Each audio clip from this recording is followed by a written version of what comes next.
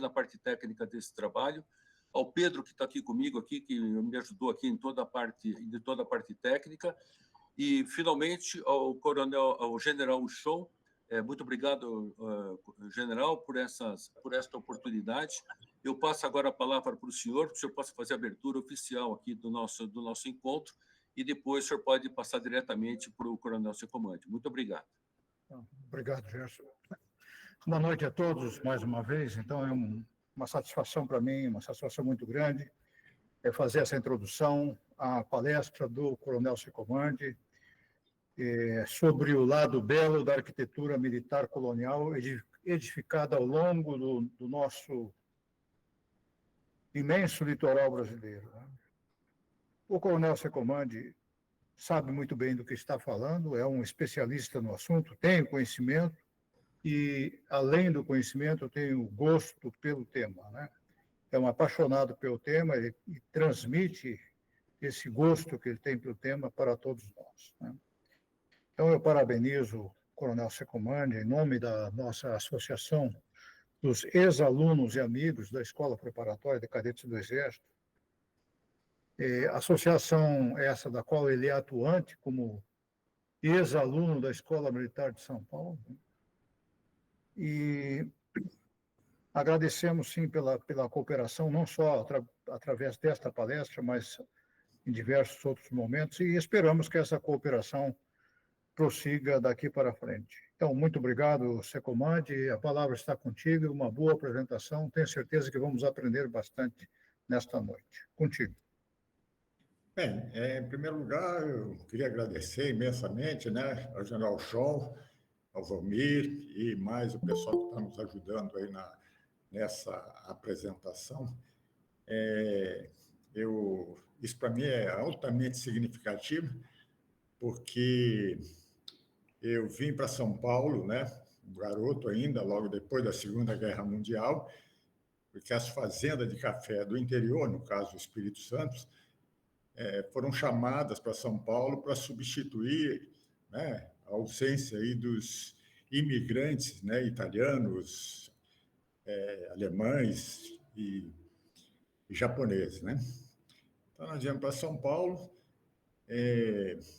não conhecia nada de exército, coisa nenhuma, acabei, por sorte, fui servir como soldado na Escola Preparatória de São Paulo, em 1955, no Departamento de Educação Física, e aí, né, os alunos e os oficiais me incentivaram e acabei criando uma carreira aí, que eu fiquei 35 anos, tenho uma enorme consideração pelo Exército e pelas pessoas que estão no Exército. Meus amigos, a maioria, são do Exército, das Forças Armadas, né? De forma que retomar esse contato, para mim, é extremamente gratificante. Eu vou passar uma série de slides, embora vou citar aí onde eles já se encontram. A palestra está toda publicada num site que tem uma repercussão mundial por motivos que eu vou salientar. Por favor, pode mudar? Bem, nós vamos falar... Esse trabalho está nessa aba de um projeto educacional chamado História Pública e Linha do Tempo. Pode mudar? Essa aba ela tem vários trabalhos, né? Todos os temas estão no formato de produção de trabalhos acadêmicos. A partir do momento que eu peguei 13 viagens que eu fiz ao exterior, por conta desse projeto, né, de administração, educação patrimonial, eu peguei todos esses trabalhos, coloquei tudo num tamanho normal, de 5, 6 folhas, relacionados com apresentação de trabalhos escolares, e trabalhos escolares, dissertação e TCC chamam muita atenção mundo afora. De forma que, no mês de julho, nós tivemos 93 mil consultas, sendo apenas 30% no Brasil, porque todo o projeto está em 5 idiomas. Por favor. Pode mudar. Como disse, está no formato escolar, dentro dessa aba, que está aí dei o nome sugestivo de O Lado Belo da Arquitetura Militar Colonial. Pode mudar, por favor?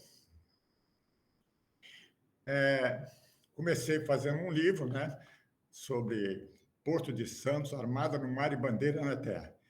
Esse livro teve 4 edições. Não vendi o livro, porque todos eles foram financiados por empresas aqui da região, principalmente a MSC.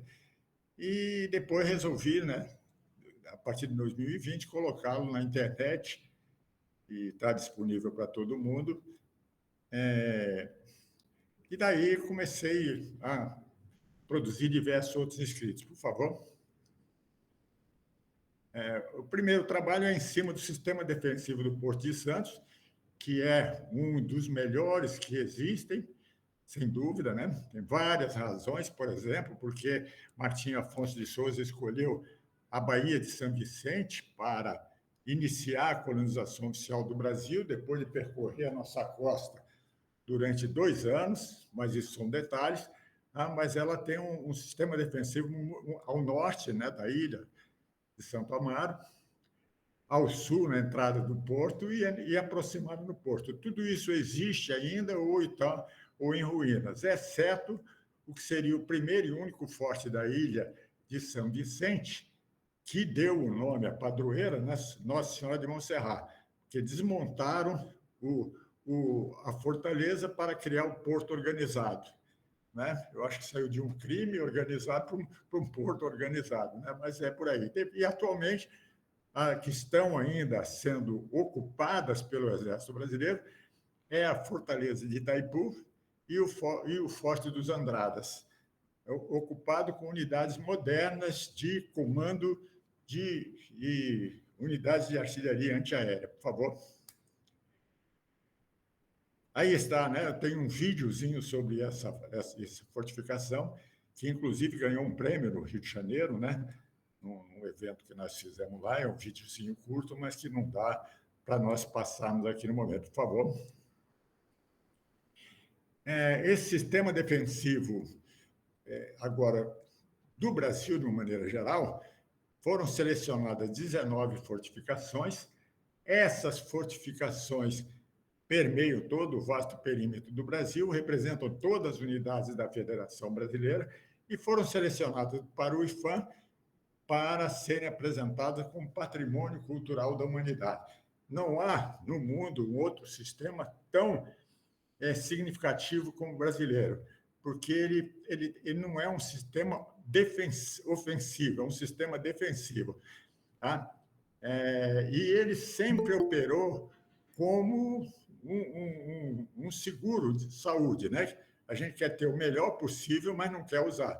Felizmente, nós não precisamos, até hoje, fazer o uso mais significativo desse nosso sistema. Por favor. Nós vamos fazer uma pequena viagem virtual, né, ao longo do vasto perímetro do Brasil, visitando essas fortificações, porque a artista plástica Cristiane Carbone, que deve estar nos assistindo, a meu pedido, ela fez 19 quadros dessas fortificações, todos exatamente iguais, e já levou essa apresentação, já levamos para vários lugares, inclusive para a AMAN, para o Rio de Janeiro, estamos fazendo um trabalho sensacional em cima. Por favor, outro. Então, primeiro, as fortificações indicadas para o patrimônio mundial, do século XVI, aquelas em que os portugueses fizeram a ocupação inicial, quer dizer, no Natal, Cabedelo, Recife, assim sucessivamente, até chegar aqui em Santos. Outra. Depois, no século XVII, as fortificações foram mais no Nordeste, as selecionadas, relacionadas com o período de ocupação da ocupação holandesa, né? Por favor. E, por fim, as fortificações... Por fim, não, ainda tem mais. E aí as fortificações a leste de Tordesilhas, né? A partir daquele período de união das coroas ibéricas, Portugal aproveitou para atravessar o Tratado de Tordesilhas, a linha imaginária do Tratado de Tordesilhas, e alcançar o tamanho que o Brasil tem hoje, né? Por favor. Pode mudar. E aí, né? Lá embaixo nós temos, então, as fortalezas de Santa Catarina, já do século XVIII, né? as fortalezas, tinha que ser o anterior, mas não foi mal, do século XVIII, mais por causa do avanço dos espanhóis do sul em direção ao norte da América do Sul. Então, aí estão as fortificações, os quadros, por favor, vai passando um por um, apenas para mostrar. Esses são os quadros de Cristiane Carbone. Pode passando. Um pouco mais devagar, por favor, para as pessoas poderem apreciar, né? Aí são as do século XVI, 1500 e pouco. Pode tocar? Pode ir. Aí já começa o século XVII. Pode tocar? Pode tocar? Pode tocar? Pode tocar? Essa é a mais bonita do Brasil, com certeza, das coloniais, por favor. Esse é o primeiro forte real do Brasil, 1551. Esse forte foi construído mais para barrar os tamoios, que eram ligados aos franceses no Rio de Janeiro, e nós tivemos a oportunidade, com o João Peralta, que está aí nos assistindo, nos acompanhando, né, de refazer essa aventura de Estácio de Sá para fundar a cidade do Rio de Janeiro, por favor. Outra. Aí a Fortaleza de Santa Marta da Barra Grande, né, que foi administrada pela Universidade Católica durante 20 e tantos anos, e a partir daí eu passei a me apaixonar por isso, porque eu era coordenador de pós-graduação da universidade, então ficou na minha mão, e eu acabei me interessando por fortificações, por incrível que pareça, depois que saí do Exército. Por favor. Tá bom a altura da fala, Gerson? Tá bom? Tá perfeito, coronel, perfeito. Tá bom. Aí de Macapá, que é uma fortaleza, né, já no sistema Vauban, né, de pontas, muito bacana. Por favor, pode passar. Príncipe da Beira, tive a oportunidade de 3 vezes, né, nessa fortificação. Ela está como está aí, felizmente, as ruínas dela é mais do casario. A estrutura do entorno, quer dizer, a fortaleza propriamente dita, ainda continua inteira. E isso aí nós acabamos fazendo um vídeo e um painel, né, para o 6º Batalhão de Infantaria de Selva, que está na sede, contando toda a história da formação da nossa nacionalidade a partir daí, por favor. Aí, o Forte de Coimbra, também tive a oportunidade de ir 3 vezes lá, porque eu comandei Newark, que é exatamente do lado de cá do Rio, por favor. Outra. Aqui, em Ratones, a outra. A próxima. De Ratones e Anhatomirim, essas 2 fortificações são fabulosas e estão nas mãos da Universidade Federal de Santa Catarina.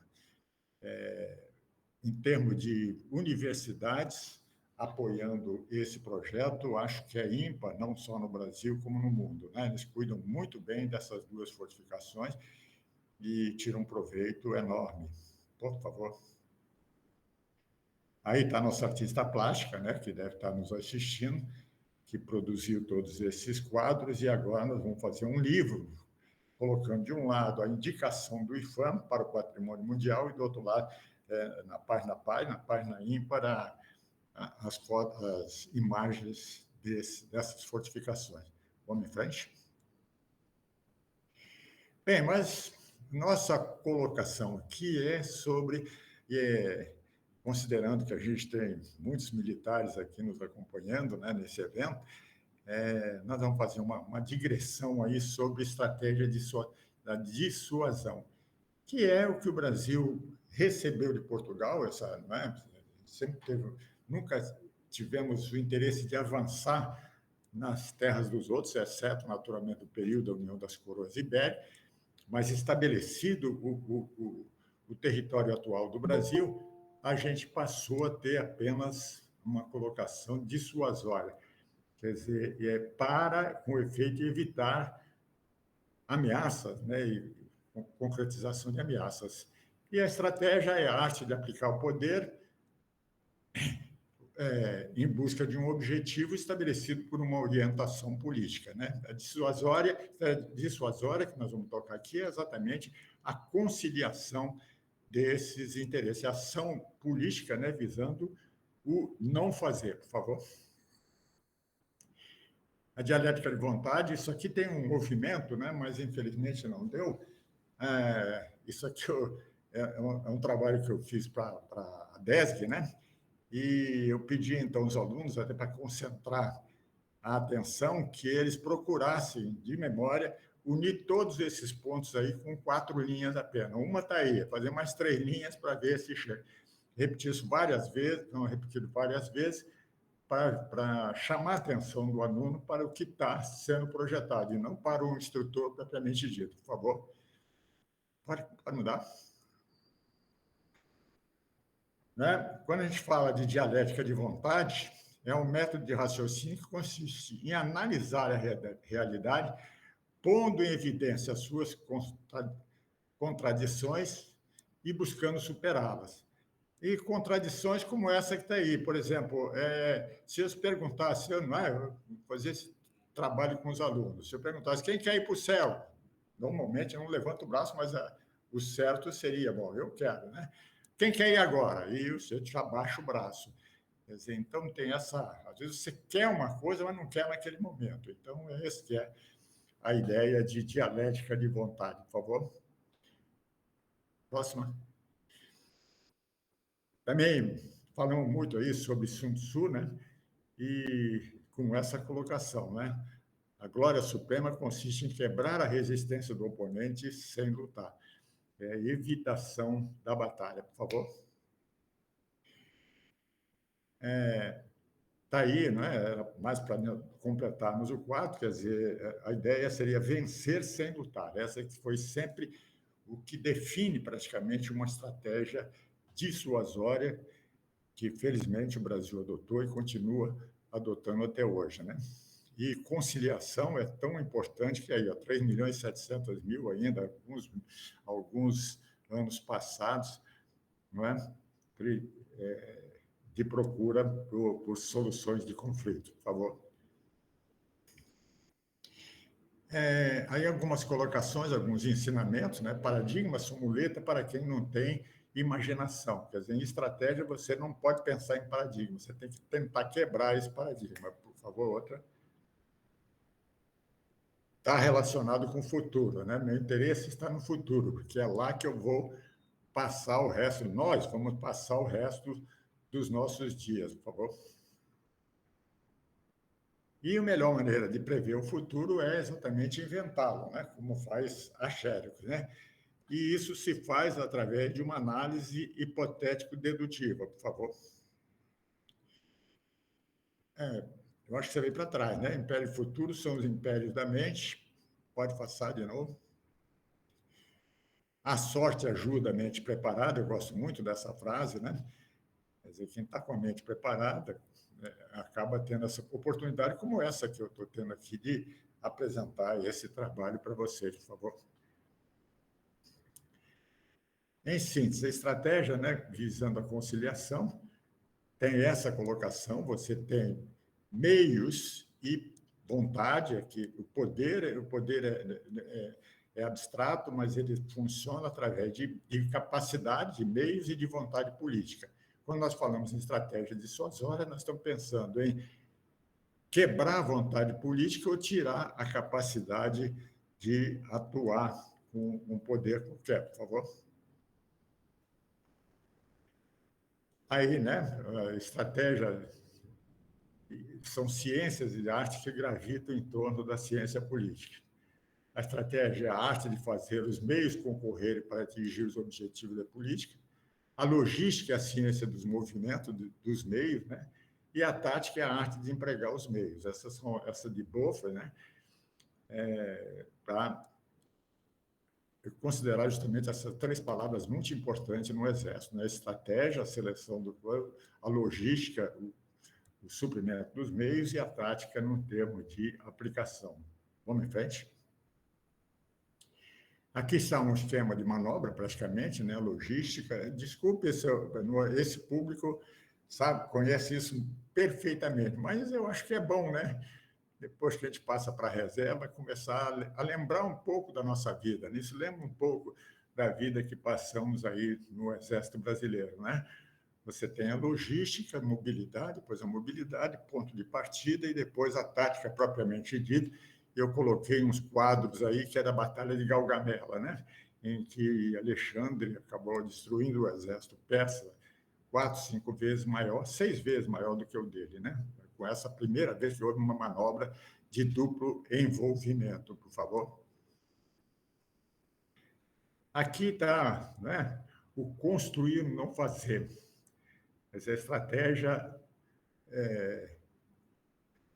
a estratégia dissuasória, em que você usa exatamente para não que o fato não venha a ocorrer, né? Então você tem a parte de pensamento, quer dizer, política, poder objetivo, centrado em cima desse, o decidir, quer dizer, em cima de várias hipóteses, cada uma com a sua diretriz, e, por fim, o agir, que é cada diretriz dessa tem um plano de gaveta, uma forma de ser gerenciado e de ser avaliado. É assim que se forma, são as coisas-chave no conceito de estratégia. Por favor.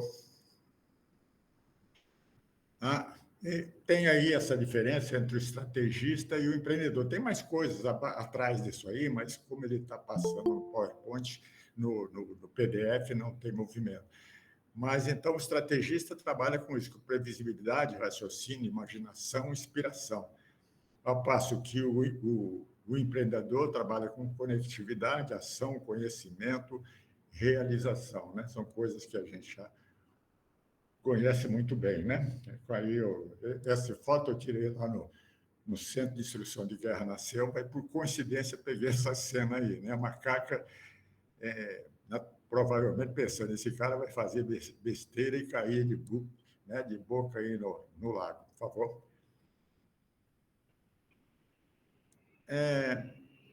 Aí tem mais ou menos como funciona esse esquema, né? Aplicação dos meios com vontade política. Normalmente você tem, de levantamento, já um pouco antiga, mas 30% de planejamento, 30% de gestão, o resto é relacionado com a infraestrutura. E o que se percebe é exatamente falta de infraestrutura e de talento, né? São as coisas mais importantes levantadas por essa consultoria aí, por favor. Aí está uma colocação do Boffre, né, de Boffre, e a estratégia é a arte da dialética de vontades, empregando poder de dissuasão para resolver situações conflitantes. E tem 2 elementos básicos: a escolha do ponto decisivo, quer dizer, qual é o objetivo que eu estou pretendendo alcançar, e qual é a maneira, de que maneira eu vou atuar para alcançar esse objetivo. Vamos em frente? E tudo isso é colocado em cima de método de análise prospectiva, né? Se a hipótese básica, complemento da hipótese dada, então, mais e, portanto, né? Essa normalmente é o pensamento que a gente tem ao montar um posicionamento estratégico, né? Pensar em todas as possibilidades, o que é relevante, o que não é, do que pode ter dependência, não, para chegar a uma conclusão, por favor. Ela se aproxima muito, né, de um problema judiciário, né? Você tem o autor que diz que é, o réu diz que não é, né? E o juiz, então, né, vai ter que resolver essas vontades antagônicas, decretando aí uma sentença. Eu, como disse, peço desculpa aos companheiros, né, que entendem mais aqui do Exército, que entendem do Exército, da Marinha, que entendem mais do que eu até desse trabalho, mas, como disse, o meu público são os alunos, meu público são os jovens, né? E os jovens não têm nenhuma ideia do que ser, de como isso acontece, né? Por favor, a próxima. Quando nós falamos em conciliação, nós estamos pensando em elementos portadores de futuro, né? Então, geralmente, é dentro daquilo. Se e, então, mais, portanto, para, por fim, chegar a um acordo. Pode tocar? quando nós falamos de cenário prospectivos, a gente está pensando em termos de evitar exatamente o que está aí, né? Conexões perigosas, né? Essas coisas que vão mexendo e acaba dando problema maior ainda, por favor.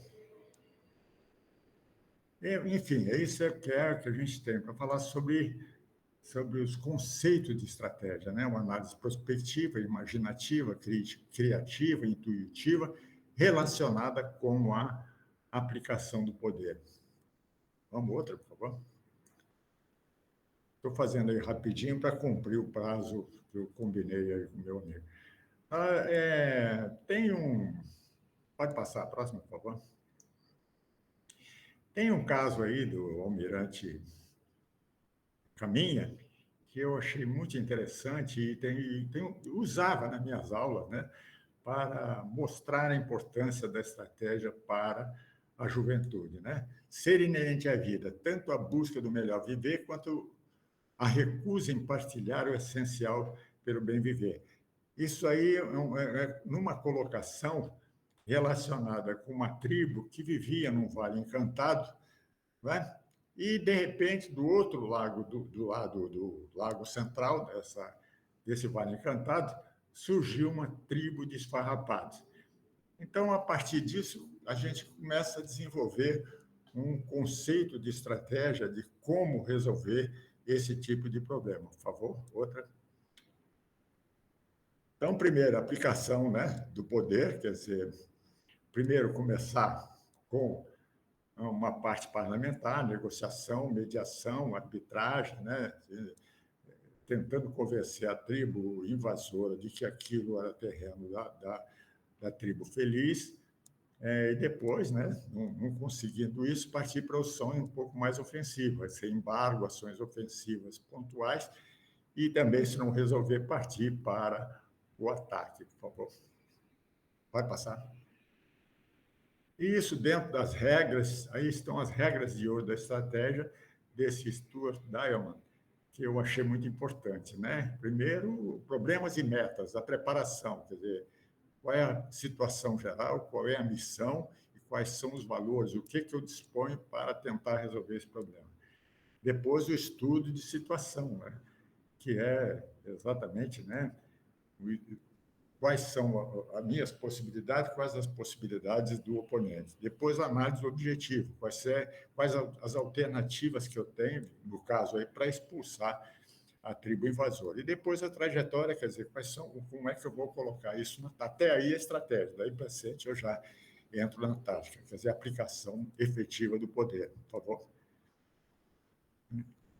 Então, tem aí, né, no caso da tribo feliz, como isso seria analisado, né? Eu tenho uma visão, uma missão, uma visão, que aquilo é herança daquela terra, herança da tribo, e a própria razão de ser, né, da tribo. Tem que expulsar os invasores, tem que fazer uma análise das situações, inclusive opostas, possibilidades e vulnerabilidade, e depois a análise das trajetórias, quer dizer, a preparação dos índios, né, no caso, para resolver esse problema, por favor.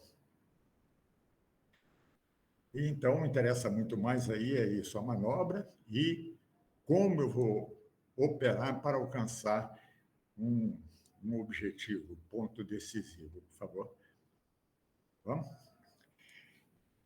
Então, essa análise é feita com essa colocação aí, né? Primeira visão, né? Depois a missão, o poder preponderante aí no caso seria a análise das situações, opostas e vulnerabilidades, por favor. Depois a análise dos objetivos, né? Da preparação para um possível combate, quer dizer, quais são os indicadores relevantes, quer dizer, a formação, aí no caso, joguei aí de 5 grupos de combate, os indicadores direcionais, quer dizer, o que deve ser criado, elevado, reduzido, eliminado e assim sucessivamente, e depois os fatores críticos de sucesso, quer dizer, o que eu tenho que providenciar em termos de estratégia para depois resolver o problema com os invasores da terra, no caso. Por favor. Depois, a análise dos objetivos, né?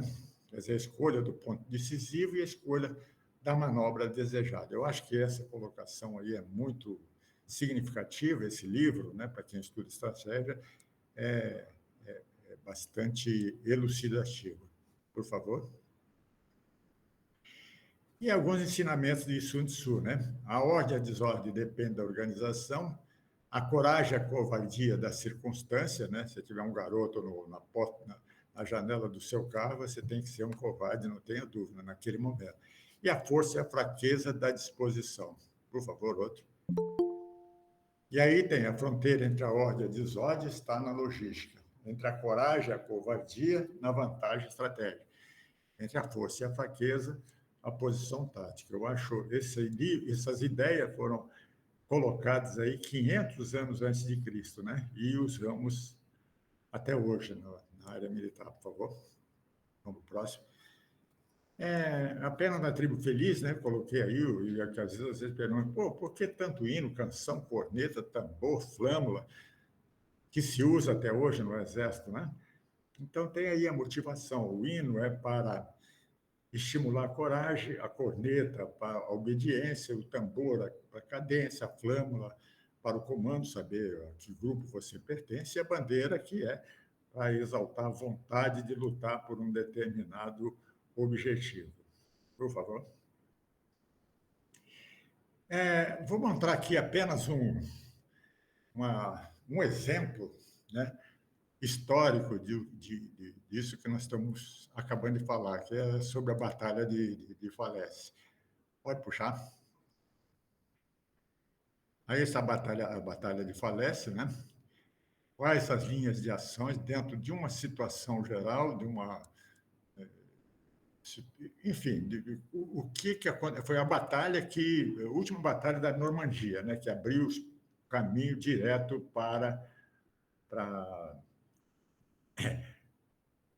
abriu direto para a ocupação de toda a França, chegar em Paris e prosseguir, por favor.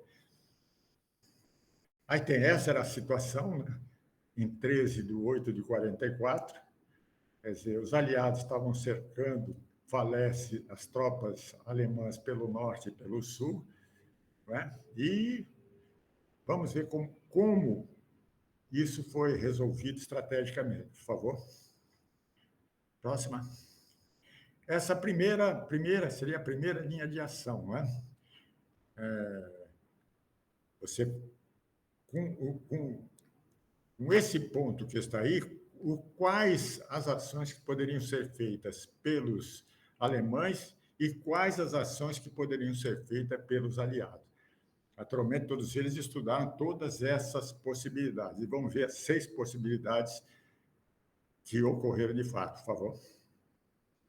A primeira seria Patton atacar, né, para tentar cercar o Hausen e, em consequência, o Von Kluge poderia o quê? Contra-atacar. Então, a batalha estaria nesse encontro dessas duas flechas aí, a branca e a azul. Essa era uma das possibilidades. Vamos a outra.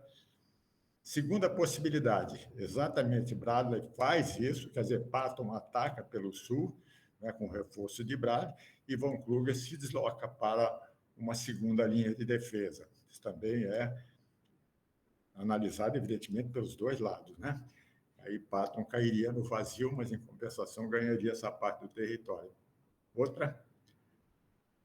A terceira seria Bradley tentar, né, manter esse combate, desde que Von Kluge contra-ataque, e ele tentar fazer o cerco geral, né, em direção aí a Paris. Uma outra possibilidade. Outra. A quarta seria ele tentar fazer esse cerco, mas os alemães retraírem para uma segunda linha de frente. E, por outra, a quinta ação, Bradley não fazer nada e os alemães contra-atacarem. Ele esperar primeiro os alemães contra-atacarem, Von Kluge, para poder fazer o cerco, né? Então, deixar eles tomarem, os alemães tomarem a decisão primeiro. Uma também não fazer nada é uma estratégia, né? Por fim, outra. E a sexta seria isso aí, o Bader não fazer nada e von Kluge retrair para o oeste. Esta foi a decisão dos dois lados, né? Os aliados não fazerem nada, esperar nessas posições que estão, né, para ver o que o alemão ia fazer. E o certo seria o alemão ir para uma outra linha de defesa, que isso é normal em combate, né? Porque, senão, se von Kluge ataca, ele poderia ser cercado. Mas Hitler não concordou, e von Kluge teve que contra-atacar. Quando ele teve que contra-atacar, ele já sabia o que vai dar e suicidou. Né? Ele suicidou porque sabia que... Aí foi a batalha final da França, ocorreu aí, na Batalha de Falaise, que tem até aquele filme que aparece ali, do soldado Rainer, tudo nesse esquema aí. Por favor, outra. Essa batalha aí, ó, né, o desembarque foi em junho, no mês 8, né, 100 mil alemães escaparam, 150 mil ficaram presos e 10 mil morreram nessa batalha de libertação da França, no caso. Por favor, outra. E aí também outro ensinamento de Sun Tzu, né? Ao cercar o inimigo, deixa uma saída livre, para evitar que ele lute com a força do desespero, né?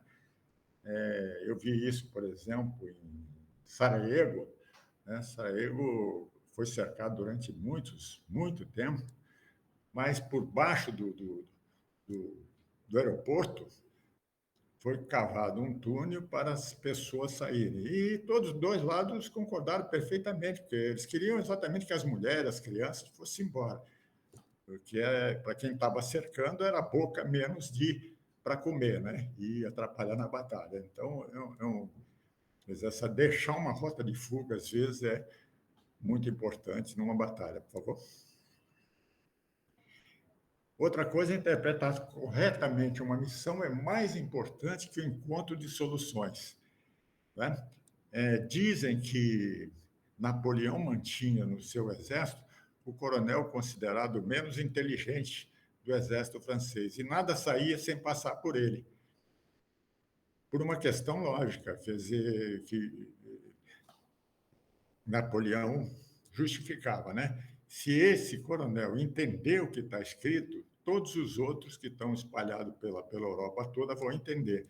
Então, às vezes, você manter alguém, né, que tem dificuldade de entender determinada coisa é importante até para você poder tomar decisão. A gente usava muito, eu fui instrutor da ICM, a gente usava muito isso, quer dizer, botava uma questãozinha com pequena peninha e pedia para os companheiros, né, principalmente exame de admissão, para os companheiros darem uma olhada. Quer dizer, primeiro, se ele não achasse o errinho, é sinal que ele não leu direito, né? Mas para ver se realmente aquilo fazia sentido, né? Senão você podia cair naquele ditado que diz que, né, um exemplo, a influência da barbatana do camarão na variação da maré, fazer uma dissertação sobre isso, né? Então, muito cuidado para não colocar besteiras muito grandes. Besteira a gente fala sempre, né? Principalmente professor, né, Sebastião Amoedo, né? Só que a gente tem que dizer besteira com convicção, né? Como estou fazendo aqui agora. Vamos em frente, por favor. Esse é um ensino de Peter Drucker, né? Interpretar corretamente a missão, o desejo do cliente, no caso, é mais importante do que o encontro de soluções. Nada pior do que a resposta certa para uma questão errada, né? Isso a gente, na ICM, por exemplo, é muito comum, né? Você sair, quando você gastou o tempo todo numa prova e percebe que errou, aí ficou pior ainda. Era preferível que ele continuasse errado, que seria um certo para o seu caso, né? Você parou no caminho, você não faz nem o certo nem o errado. E aí, às vezes, complica mais, né? Então, é isso que eu costumo dizer. Professor tem que dizer besteira com convicção, como estou fazendo aqui agora, né? Se vacilou, a nona trepa no cangote. Não pode vacilar. Vamos em frente, já está. Né? Outra, por favor. Bom, eu vou deixar aí, não seria para esse público, mas para os alunos, eu deixo essa mensagem, que acho que é muito importante e está na internet, né? que são esses 3 documentos que está aí: Política Nacional, Poder Nacional, Livro Branco de Defesa. Por favor, pode passar. Pode passar, próximo. Está aí o endereço, né? Política e Estratégia Nacional. Está tudo aí bonitinho, né? Quer dizer, como o Exército, como o Brasil não tem nenhuma intenção de aumentar o seu território, isso já foram feitos aí pelos portugueses, aí do João Peralta, que está aí, ó, não um português, grande amigo. Nós estamos sempre na estratégia dissuasória, quer dizer, é sempre no sentido de defesa. E hoje é comum, né, você, num sentido de defesa, a primeira coisa que você faz é, olha, se quiserem nos atacar, tudo bem. Agora, nós contamos com isso aqui, né? Então, está bem claro que a gente possui. Agora, evidentemente, eu acho que o Exército Brasileiro trabalha muito como o alemão entre a Primeira e a Segunda Guerra Mundial. A preocupação deles, e o Brasil se aproveitou disso, era em manter a cabeça dos alemães, né? Manter aquele raciocínio do alemão, aquela vontade de fazer uma determinada coisa. Tanto que entre uma guerra e outra, quer dizer, sem poder construir qualquer coisa, eles acabaram construindo um senhor exército e quase poderia até virar o rumo, né? Tanto ele tentou virar o rumo, como Napoleão, né? Mas exatamente por isso, por causa da política e da estratégia. Por favor, vamos no próximo. E aí tem a diferença entre segurança e defesa, né? Que acho que para esse público aqui é forte eu tentar dizer alguma coisa nesse sentido. Por favor. Tive a oportunidade, né, pela Universidade Católica de Santos, muito tempo atrás, de participar da elaboração do Livro Branco de Defesa, né? Quer dizer, sabiamente, as Forças Armadas chamaram a sociedade, assim, nas capitais, né, de vários estados, para sentir o que é que a população achava que era importante. Acho que está faltando fazer isso novamente, né? Está faltando fazer isso novamente. Tem muita gente achando que não precisamos do Exército, deixa para lá, quer dizer, tá. Quando foi feito o Livro Branco de Defesa, Estratégia Nacional de Defesa e a Política Nacional de Defesa, foi assim, chamando a sociedade nos diversos lugares para debater o que seria importante para a defesa do nosso território, né? Eu acho que logo, logo a gente vai ter que fazer outra do mesmo jeito, até mesmo porque esse documento, Estratégia Política e o Livro Branco, teria, teoricamente, que ser analisado pelo Congresso Nacional de 10 em 10 anos, por favor.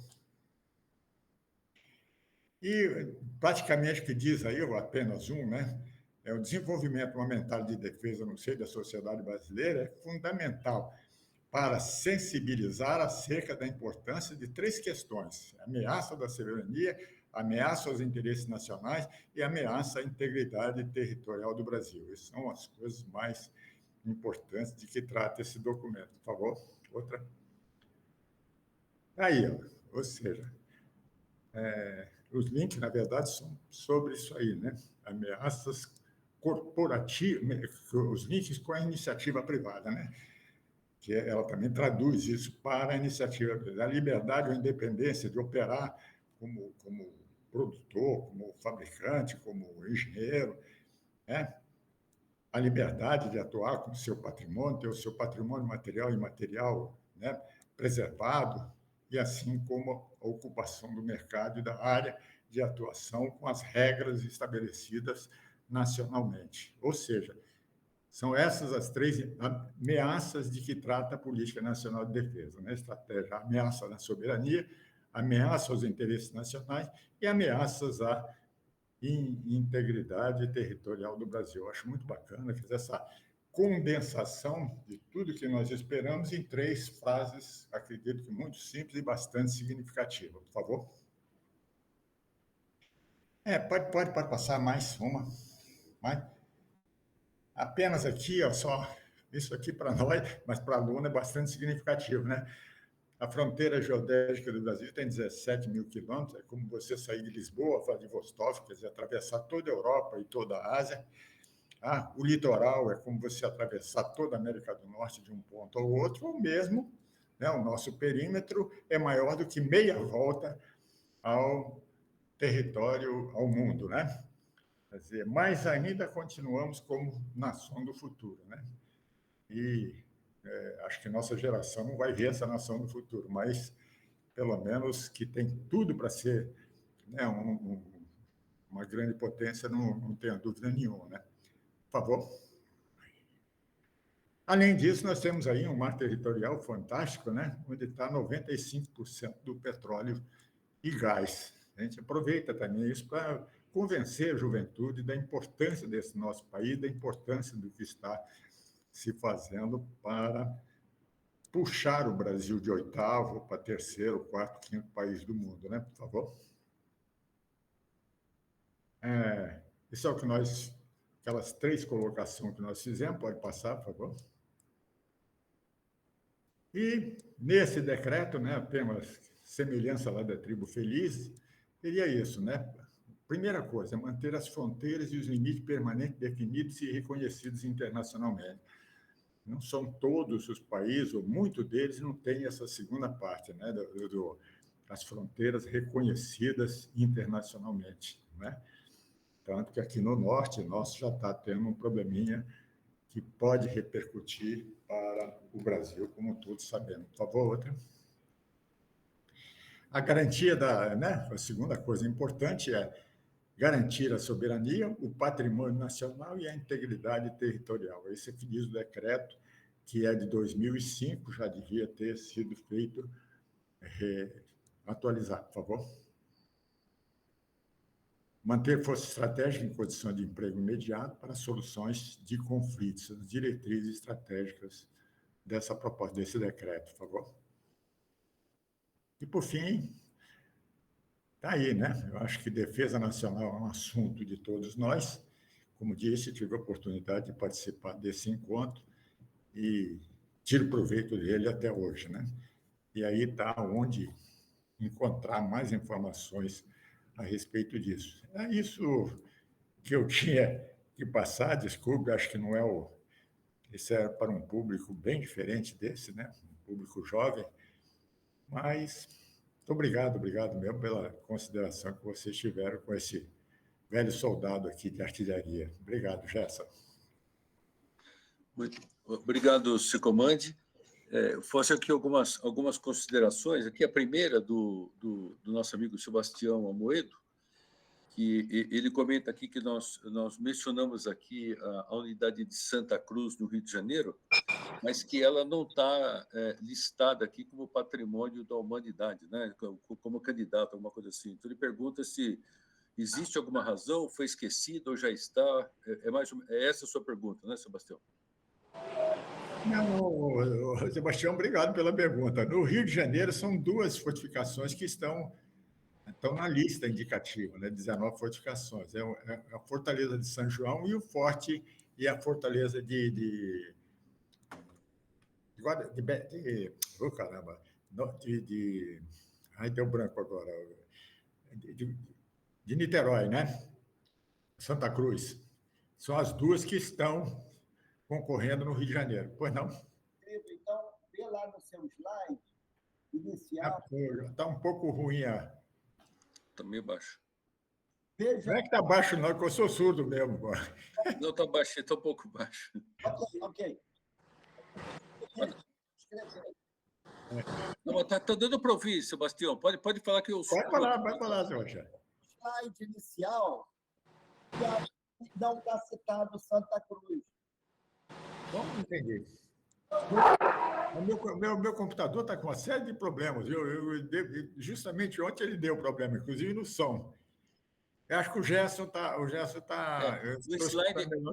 No slide inicial não está relacionado a Santa Cruz. É isso que ele está comentando. Então, ele pergunta por quê, né? Se existe alguma razão para isso, que não está relacionado a Santa Cruz. Existe lá uma série de unidades para Santa Cruz. Santa Cruz está. Do Rio de Janeiro é São João, a Fortaleza de São João e a Fortaleza de Santa Cruz de Niterói. As 2 estão. Das 19, as 2 do Rio são essas 2. Talvez, veja bem, você esteja pensando em termos de tombamento, que é outro problema, né? Um problema do IFAM, e não para o patrimônio mundial. Mas Mas de qualquer forma, para o patrimônio mundial, só foram fortificações que são tombadas. No caso São João, por exemplo, até recentemente, era tombada apenas o portão, mas mesmo assim aproveitaram. Tá? Então, lá de Niterói também, não é a fortaleza, não são todo o complexo que é, não é? Mas sim apenas parte dele tombada. E é por isso que essas duas entraram, porque necessariamente tem que estar sendo.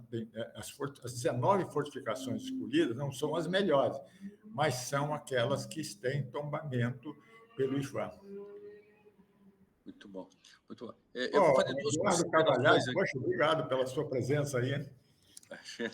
Eu vou fazer duas considerações Eduardo aqui. é o homem do café no Brasil, pô.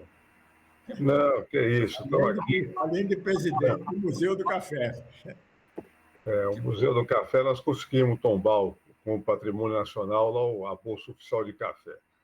Mas a nível de patrimônio mundial, não. Estamos longe disso ainda. Eu estive lá com o Vitor Hugo, né? Lá que nós montamos isso. daquele.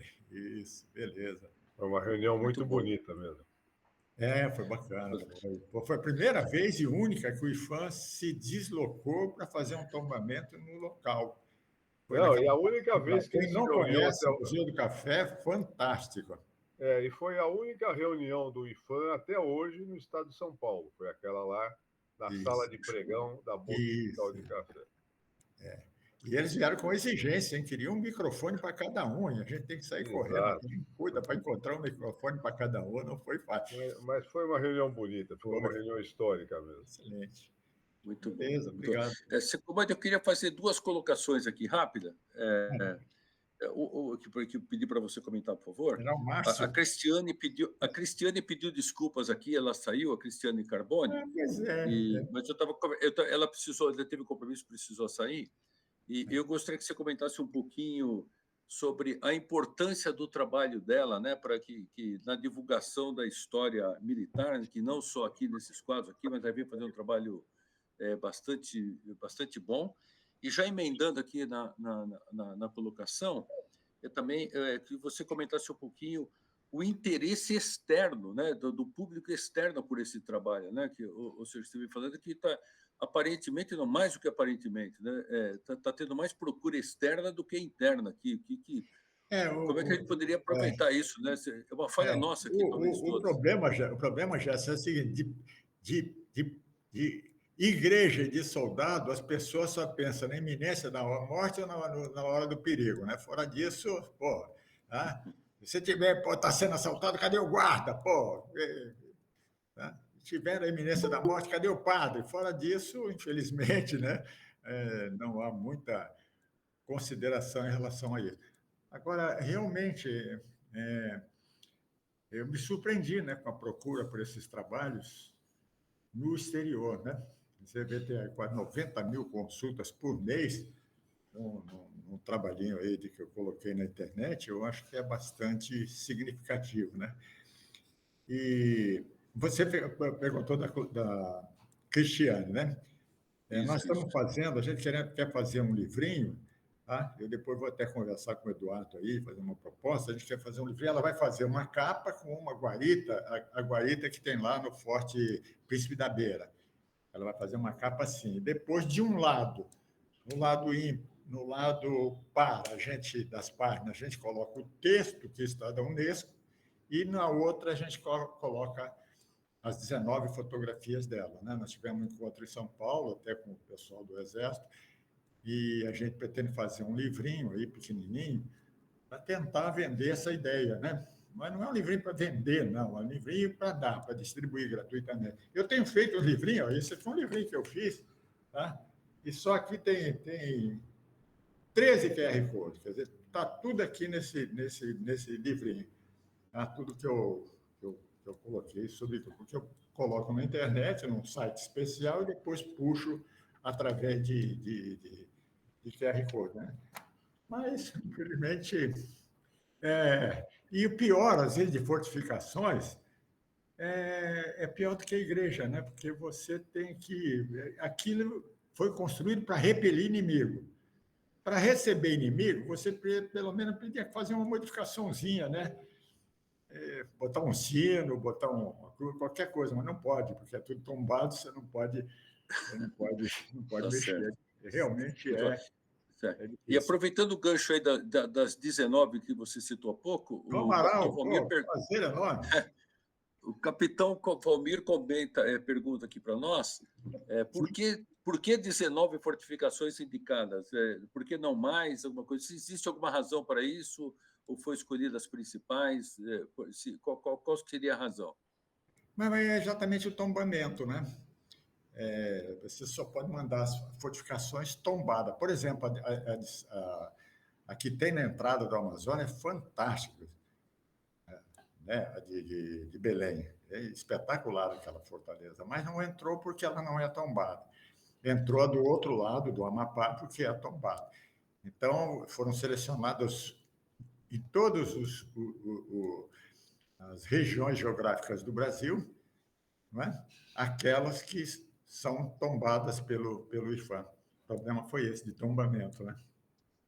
Muito bom, muito bom. Eu queria perguntar se existe mais alguma pergunta que nós gostaríamos de fazer alguma coisa, senão eu devolveria a palavra aqui para o capitão Valmir, para o general Chon, se teria alguma consideração final aqui para fazer no trabalho, mas ainda dá tempo de alguma colocação, que algum colega aqui queira fazer. Os microfones estão abertos.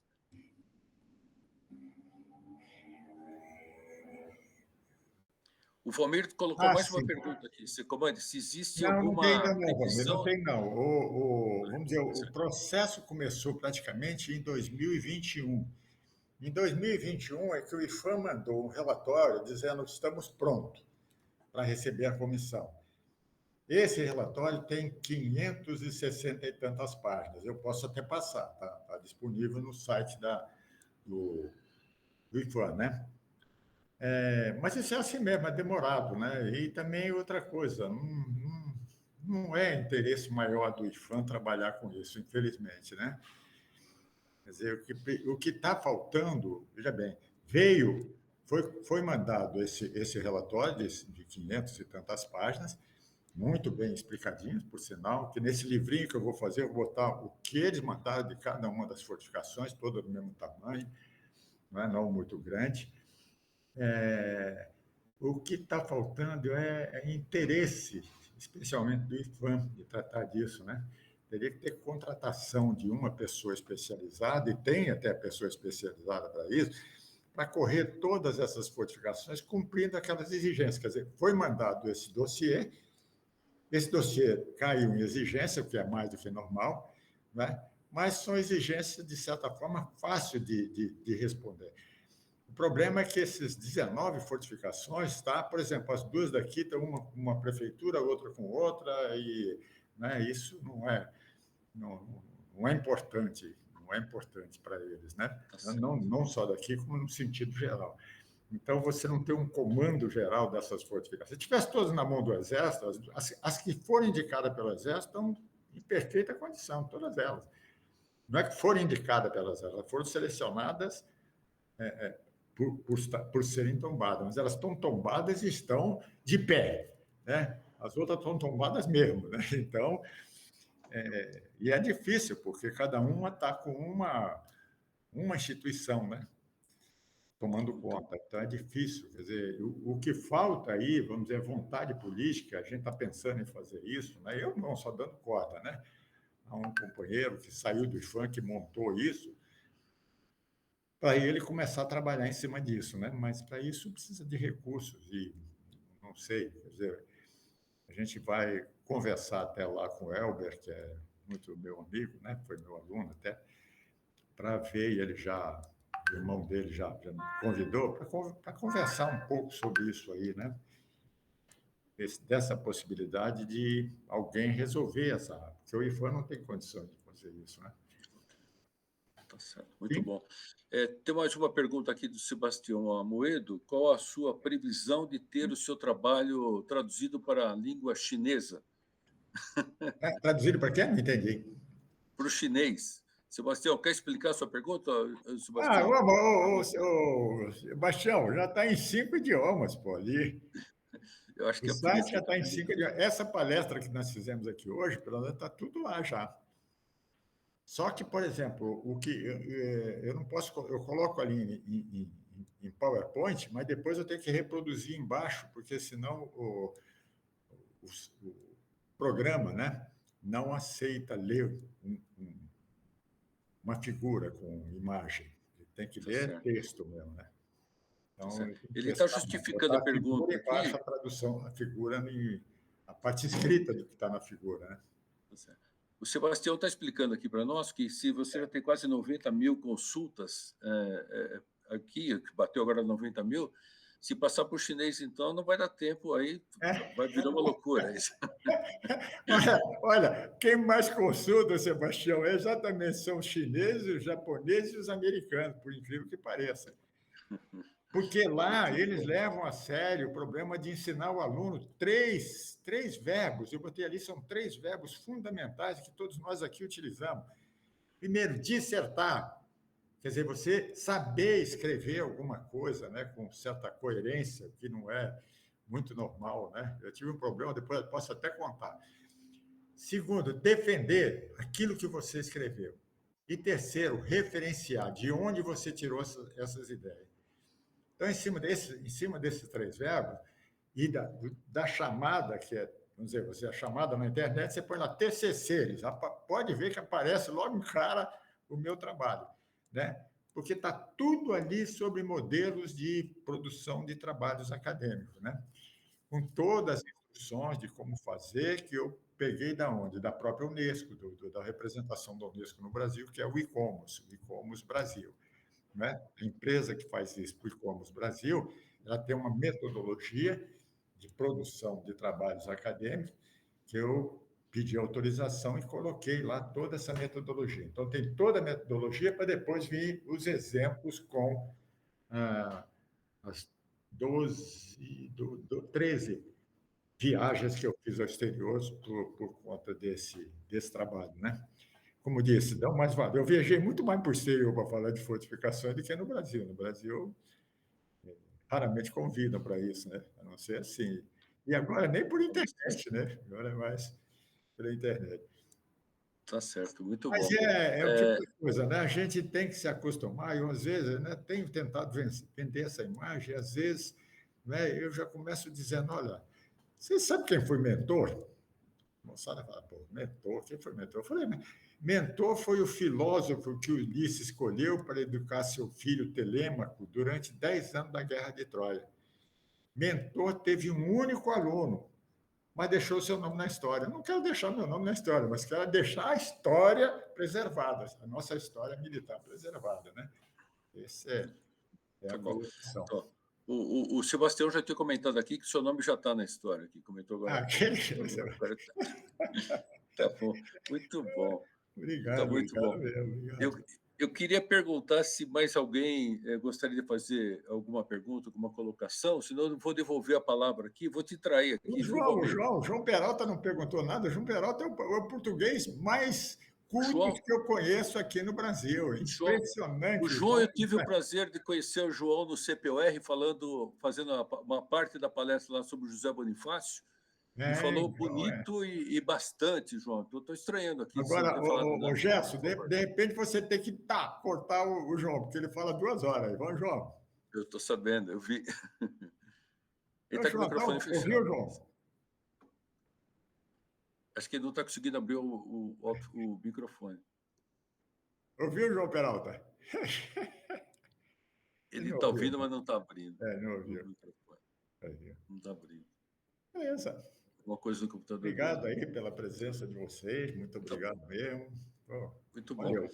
Valmir, você gostaria, Valmir, por favor, mais que gostaria, o general tinha avisado, Valmir, que ia sair um pouco mais cedo, e eu não gostaria de fechar aqui essa conversa aqui entre amigos sem uma consideração final aqui da associação da SpaceX, aqui dos SpaceX.